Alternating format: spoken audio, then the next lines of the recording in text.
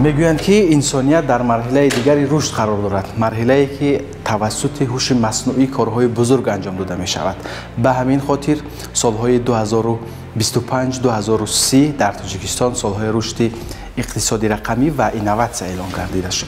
دوستان عزیز، حالا ما در لابراتوری هوش مصنوعی زیپل AI قرار داریم و آمدیم که اینجا اطراف هوش مصنوعی، اطراف رشد این ساحه در تاجیکستان صحبت کنیم و در این برنامه ما را کارمند این مرکز فیروز جان صادق فهمرایی میکنن. درود بر شما. خوب هستید؟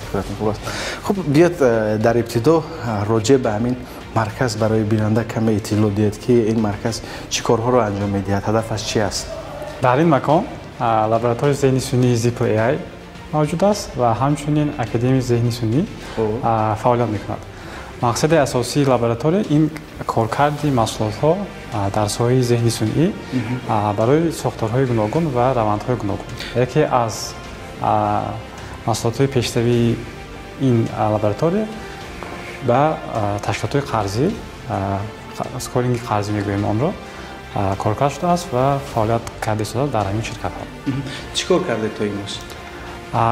اگر که ما محصولات اساسی اولی گپ زنیم، این اسکورینگ قرضی مقصد وقتی که مزاجی تشکیلات قرضی میاد به بانک و میخواد دسترسی به قرض کنه، همین اسکورینگ وابسته به معلومات مزاج بهاگذاری کرده بعد جوابی دسترسی یا رد شدن قرض را پیشگویی میکنه. خب میگویم که قبلا اینگونه بود، برای قرض گرفتن یک مزاج میرفت فرصت زیاد رو صرف میکرد. بله. مثلا حجت های زیاد جمع آوری میکرد و یک مثلا برای گرفتن قرض بیشتر از یک هفته ها صرف میشه. ولی با روی کار اومدن همین برنامه ها الکی فرصت کم شد، یعنی با یک نوشتن نام خود مزاج میتوان که تمام معلوماتی رو در بازه پیدا کرد. همین گونه است. بله، با وجود پیدایش همین برنامه و داخل کردن آن در روند کاری تشکیلات قرضی، یعنی سرعت دادن قرض تیزتر شد و صفت خدمت رسانی برای مزاج تماما دیگر شد. برای چی؟ برای اینکه تا این دم اگر که مزاج میآید یک چند نمونه حجت های طلب میکنن، بعد از جمع کردن حجت های معلومات ها قیمت دیگه قرضی می شود و بعدا جوابی آن را شما باید گرفت.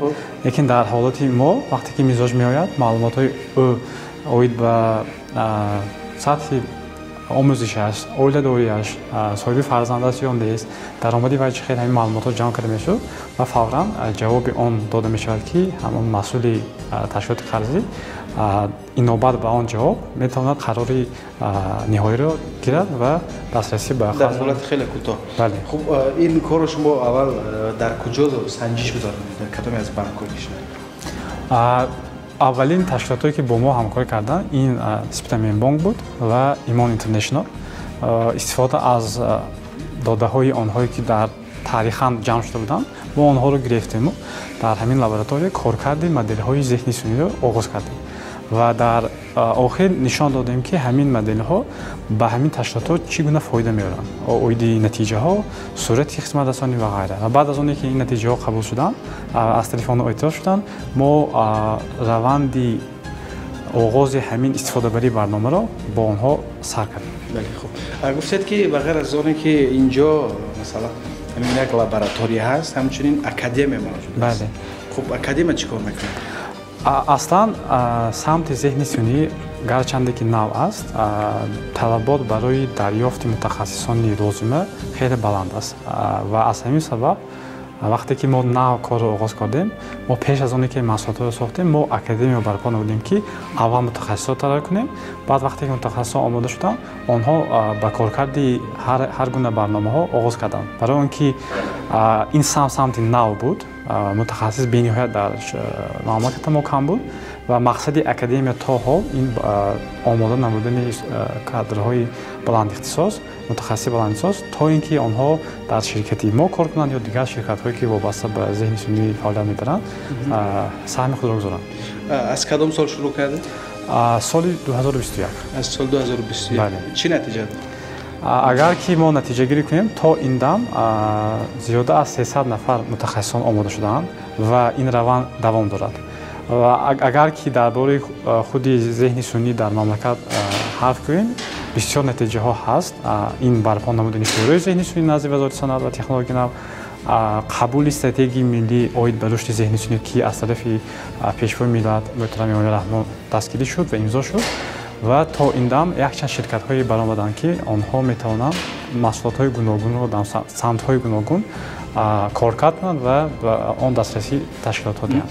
мегӯянд ки онҳое ки дар академияи худи зеҳни сунъӣ таҳсил мекунанд, агар ягон лоиҳаи арзишмандро рӯи кор биёранд, худи ширкат барои онҳо сармоягузор пайдо мекунад. То чӣ андоза қабул?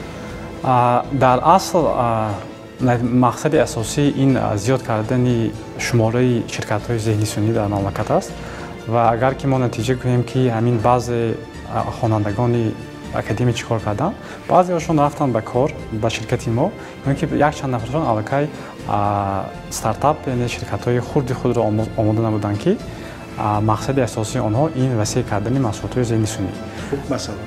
Масалан, мо як ширкат стартап дорем, Verido AI.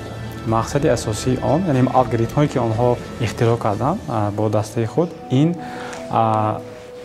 рақамикунонии ҳуҷҷатҳо. Масалан, шумо ягон паспорт доред, шиноснома доред ё дигар ҳуҷҷат доред, шумо метавонед ба он алгоритм нишон диҳед, он алгоритм бевосита ҳамон матне ки дар ҳуҷҷатҳо ҳаст, ҳамоно мегирад, рақамӣ мекунад. Яъне зарур нест ки як шахс бояд гираду ба компютер ворид кунад, баръакс худи алгоритмҳо метавонад. ё ин ки дар ҳамёнҳои мобилӣ бисёри вақт усули верификатсия аст.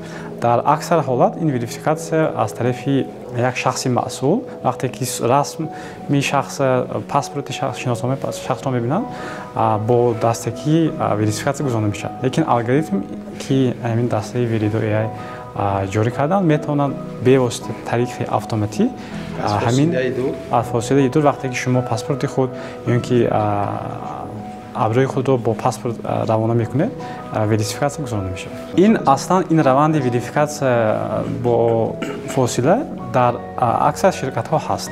Мақсади асосие ки ин хонандагони мо пешниҳод карданд, инро бо сурат гузарондан. Масалан, мумкин ки то ин дам шумо таҷриба доред ки суратҳои худро мегиред, баъд дар он ҷо паёмак мебиёд ки 48 соат ё ки 3 рӯз интизор шавед то ин ки шумо ҳамин равандро гузаред. Дуруст? Вақте ки шумо алгоритме ки ин стартап истифода бурдааст истифода мебаред, яъне он дар 1 соат ё ки камтар вақт мумкин фавран ҳамин кор иҷро шавад. Бале, аҷоиб. инҷо гуфтед академия аст, дар инҷо таҳсил мекунанд, лоиҳаи худро ҳимоя мекунанд, баррасӣ мекунанд. мешавад мо ворид шавем бибинем бо кори бачаҳо? иҷоза агар бемалол марҳамат. Аслан имрӯз худи мо мегӯем рӯзи муаллифӣ, яъне инҳо аллакай як раванди курсро ба анҷом расонданду лоиҳаи худро ба гурӯҳи корие ки иборат аз кормандони академия ҳаст, муаллиф карда истоданд. Хуб, бифармоед.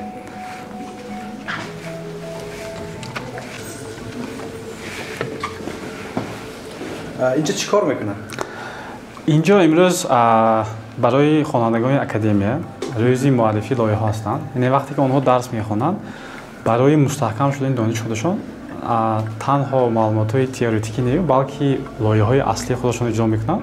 баъд барои роҳбарияти академия, муаллимоне ки ба онҳо дарс доданд, бояд муаллифӣ кунанд, баъд ба саволҳои онҳо ҷавоб диҳанд, бо ҳамин натиҷагирӣ кунанд оид ба фаъолияти худашон. чанд вақт пас ин кор анҷом дода мешавад?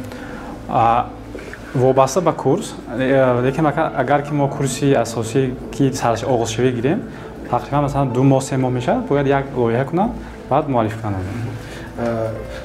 инҷо таҳсил ройгон аст? бале. чӣ гуна қабул мекунед? чӣ гуна шахсон метавонанд ки ба ҳамин курси шумо? барои дохил шудан ба академия онҳо бояд санҷишҳоро гузаранд, бисёртар ба раванди фанҳои дақиқ, ин математику дигарҳо.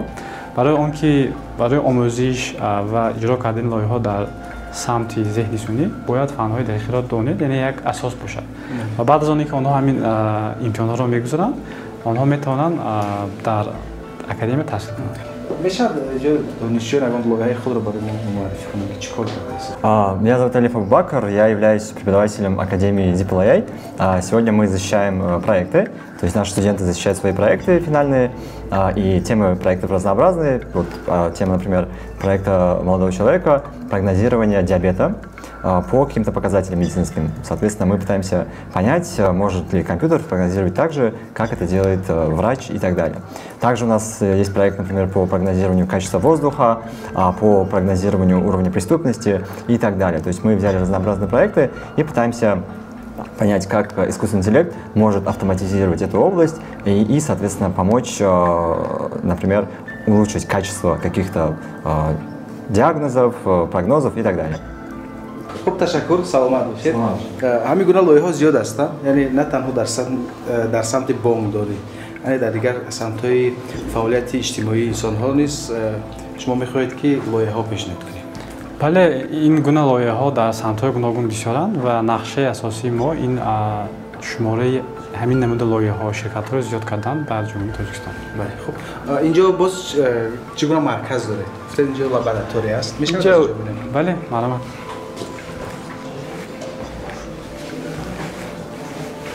اینجا سینوسال چگونه است؟ یعنی کدام طبقه‌های سینوسالی میتوانند که با اکادمی شما همراه شوند؟ برای اکادمی این 15 ساله بالا، چون که باید کمتر اساس داشته باشد در فن‌های دقیق. آموزش‌ها بعضی وقت دشوار میشن، لایه‌ها میشن. برای همین کمتر اگر که دانش باشد، یک دانش معینی که شما میتونید آن استفاده برید، بعد شما بیماران آمده خانه میتونید. لیکن اگر که مثلا در دانشگاه کار کنند یا که در دیگر جاها کار کنند لیکن میخوان درباره این آموزن یا که آینده در همین سمت کار کنند، چون که باید در آینده تیپیک استراتژی ذهنی سنی در خلیج که همه ساختارهای دولتی هم یا که شخصی هم باید شعبه‌های ذهنی سنی باید باشد. و از همین سال اگر اگران شغل داشته باشند و به تکنولوژی و ذهنی سنی میتوانند بیان فعالیت کنند. آنها هم رنگی دیگر خوانندگان مکتب یا دانشگاه از اون امتحان‌ها میگذارند، بعد آموزش ادامه میدن. دوستان عزیز، حالا ما با دیرکتوری دستگاه اجرایی شرکت مذکور نجیمن نایافت و صحبت میکنیم. من میخواستم که راجع به همین برنامه‌هایی که در آینده دارید که برای ما قصه کنید. Да, я думаю, мой коллега Фируджан уже много рассказал про наши проекты, которыми мы руководим. И на самом деле наши проекты, они довольно из разных секторов. В том числе, я думаю, Фируджан рассказал вам про Zeichen AI, где мы идем на фундаментальный уровень и разрабатываем фундаментальные модели искусственного интеллекта. И также у нас есть несколько других проектов, в том числе Epsilon 3 AI. Мы там работаем над внедрением нашей разработки Zigan, это генератор синтетических данных, в государственный сектор. У нас уже есть несколько кейсов разработки. Например, мы сотрудничаем с государственными учреждениями в Казахстане. Там мы работаем над кейсами, где мы внедряем нашу разработку в ЕГОВ бизнес, то есть в их существующее уже приложение. И работаем над некоторыми другими проектами, где мы совместно с самого начала создаем эти проекты, уже внедряя наши технологии. Также мы плотно работаем с государственными органами Индонезии. Сейчас также работаем над тем, чтобы строить их ЕГОВ с нуля и внедрять наш Zigan. И несколько других проектов сейчас активно работаем над тем, чтобы выходить на новые рынки. Также мы активно сейчас развиваем нашу AI-академию. Уже до сегодняшнего дня уже AI-академию окончили более 300 студентов. И у нас есть 3 лаборатории по всей стране. В будущем мы планируем уже именно в рамках AI-академии сотрудничать с другими зарубежными образовательными учреждениями, чтобы делать более продвинутые наши курсы и также предоставлять услуги нашей академии другим уже странам. اونایی که در اکادمی شما تحصیل میکنند میشود گفت که در بازار جهانی نمون جوابگو است. Да, конечно, наша академия, она построена именно по современным методикам, и наши преподаватели также являются и иностранными специалистами, которые преподают у нас. В том числе у нас преподают наши же сотрудники, которые учились за рубежом. То есть вся наша программа, она построена по современным методикам, поэтому она довольно актуальна будет и на мировом рынке. Вот у нас есть кейс нашего сотрудника, который работал у нас именно, он учился в нашей академии где-то с 16 лет, работал в ZIPL. AI и на данный момент сейчас уже работает в компании в Эмиратах. То есть он построил здесь, обучился в нашей академии, получил опыт в Zippo AI и уже пошел работать в компанию в Эмиратах. В AI-академии важны основы математики. И если чуть более продвинутые знания, это очень хорошо. Также, если есть какие-то основы программирования, какие-то знания в этой области, это тоже очень поможет. Хотя сейчас наша академия расширила довольно сильно свои программы. То есть сейчас у нас ведутся и уроки математики, и основы ML, основы искусственного интеллекта. Но если прийти уже с какими-то подобными знаниями, будет намного легче обучиться. اونایی که مثلا از ناحیه‌های دوردست هستن، از دهه هستن، خب اگر مثلا نمونه امکانیت داشته باشه برای اونها یگان مثلا امتیازهاشون پیشنهاد میکنید. Мы работаем над тем, чтобы сделать нашу академию также онлайн. Работаем сейчас активно с нашими партнерами, работаем над тем, чтобы сами создать платформу, где они могут обучиться. И также мы сейчас, одно из наших главных направлений, где мы сейчас работаем, мы внедряем искусственный интеллект в школы. На данный момент как дополнительный предмет. Уже 10 школ по всей стране обучаются курсам искусственного интеллекта как дополнительное занятие у них, но мы активно будем работать в этом году над тем, чтобы внедрять уже не как дополнительное занятие, а как основной предмет. Да, на данный момент уже 10 школ, большинство из них находятся в Душанбе, это частные школы, но также есть одна школа в Дарвазе, есть еще школа в Худжанде, и активно работаем над тем, чтобы расширить список этих школ. اینجا اصلا جایی که ما میگوییم معجزه ها روی میدهد برای چی؟ برای آنکه همه مدل های ذهنی سنی، کارکردها یا اینکه دیگر برنامه ها اصلا در همینجا روی میدهد و تولید میشوند، پیشنهاد میشوند و بعد به میزاجان ما پیشنهاد کرده میشوند. بله. خب اینجا مثلا این نوشته جات هست، ایده ها در اینجا اگر خیلی مثلا بررسی میشود، صحبت میکنند، یعنی ما با مقصد همین گوییم تخته را چسباندیم برای اینکه ما بسیاری وقت بحث ها میشوند، فکر عقیده های نو میشوند، برای همین با خط همینجا ماندن و بعدا استفاده بودن میتونن کارمندان ما بیایند بعد همینجا نویسند و دوام دهند. خب در همینجا چگونه برنامه های مهم تولید شده است؟ همون چیزی که گفتم، سکورینگ خرجی، بعد حاضر ما یک پلتفرم کارپراتیو برای شرکت ها پیشنهاد کرده ایستادیم که شرکت هایی که دسته های اوید به ذهن سنی ندارن، چون که متخصصان کم، لیکن بعضی داده ها دارن، معلومات ها دارن، بخوان یگان مدل های ذهنی سنی اختراع کنند. همین پلتفرم با آنها کمک میکند که پلتفرم شفاف، آسان استفاده بهش و از همین سبب استفاده از داده های خود میتونن مدل های گوناگون را اختراع کنند. متخصصان رو از کجا سرجم آوردید؟ همشون متخصصان محلی هستند؟ قسم زیادی متخصصا این خط کنندگان اکادمی، بعضی از خارجی هم داریم برای اینکه در روند تحقیقات و رشد با ما متخصصان ضرورند که باید سطح عالی داشته باشند که در مملکت آنها خیلی کمه و از این سبب ما همکاری خود را گسترش دادیم. بعضی متخصصان را از خارج هم دعوت کردیم، آنها پول در اینجا زندگانی میکنن، کار میکنن تا اینکه پیشروی ذهنی سنی در جمهوری تاجیکستان باشه. میگویند که در کشورهای خارجی نیز البته شعبه‌های خود را باز کردید. چه می‌گویید؟ بله، ما در نمایندگی در جمهوری قزاقستان داریم، نمایندگی در جمهوری ازبکستان داریم و افیس اساسی شرکت این در امارات متحده عرب در شهر دبی است که از آنجا ایستاده ما با قریب 13 دولت دنیا همکاری میکنیم. اونجا چیکار میکنند؟ اونجا هم رنگ همین محصولاتی که در همینجا تولید میشود برای بانکداری یا با دیگه سال باشد، اینکه امروز پلتفرم کارپراتیوی که ما گفتیم از آن استفاده میبرند. یعنی ما در اونجا بسیارتر روندهای بیزنس را جاری کرده ایم، شناسایی و راههای معرفی در اینجا باشد، خود کارکرد، تحقیق و پیشروی برنامه. بازه اساسی اینجا است؟ بله. اینجا می‌بینیم که دیپلم و جایزه ها هست. اینا را از کجا دسترس کردیم؟ اینجا یک گوشه هست که ما اوید به همون جایزه ها یا اینکه یگان رویداد تاریخی که با شرکت شد ما میمانیم برای خاطره. مثلا اگر من این نقاشی ملی گیریم این نشانه همکاری ما یعنی زیپل ای آی و اوسکارد. یعنی اوسکارد این یک شرکتی با نفوذ در جمهوری ازبکستان. اصلا ما که ما همکاری داریم در اینجا هست.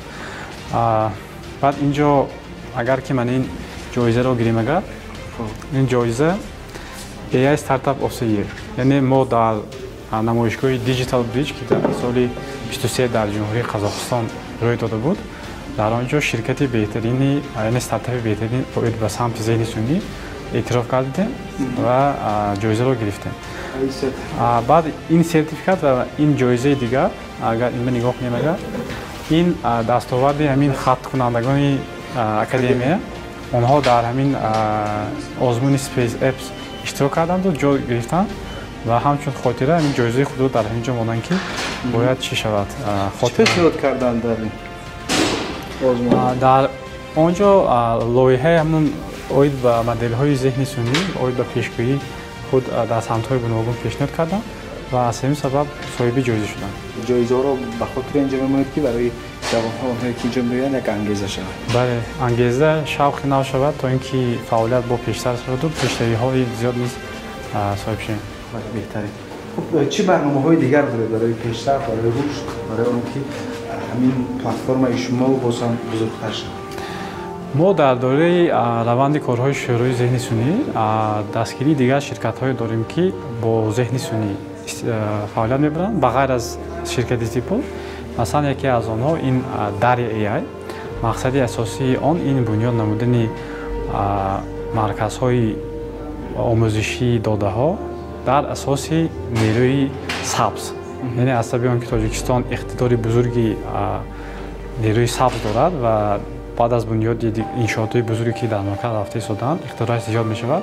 ما مقصد گذاشتیم که همین انشاءات رو سازیم، چون اگر که ما تجربه جهانی می‌آموزیم شرکت‌های با نفوذ جهان یکی از سمت‌هایی که آنها بسیار محتاجی و مقاومت دارند نیاز دارند این دسترسی به نیروی سبز. این یک مثال. مثال دیگر هست ذهن ای آی. ذهن ای آی یعنی در جهان مثلا اکثر شرکت‌هایی که کار می‌کنند این با کدی کشاد کار می‌کنند، یعنی مدل‌های فوندامنتالی خوب ندارند. مقصد ذهن ای آی این بنیادی مدل‌های فوندامنتالی از جمهوری تاجیکستان و افتخاری ما در آن است که به واسطه با رهبری پیشوای ملت محترم رحمان و وزارت صنعت ما توانستیم که اولین همین نمود مدل‌های فوندامنتالی را سازیم و عینی‌ها روند گرفتن پتنت در اولین اختراع در ذهن سنی از جمهوری تاجیکستان رفته ایستاده است و ما نیت داریم که در آینده همین پتنتی بین‌المللی دسترس کنیم که همین اختراع همچون دستاورد جمهوری تاجیکستان در همین سمت اعتراف کرده شود. بهترین. و میگویند که بعضی از دانشجویان بعضی اونهایی که اکادمی شما را ختم کردن حالا در کشورهای پیشرفته دنیا تحصیل دارند. خب چند نفر شما توانستید که مثلا در کشورهای پیشرفته به دانشگاه‌های با نفوذ دنیا شامل کنید؟ وقتی که سال 21 ما همین فعالیت اکادمی را آغاز کردیم ما یک دیگر شرکت همکاری میکردیم شرکت تجربه اوید به آماده نمودن مقصد اساسی آن آماده نمودن خوانندگان مکتب برای تحصیل در خارج بود.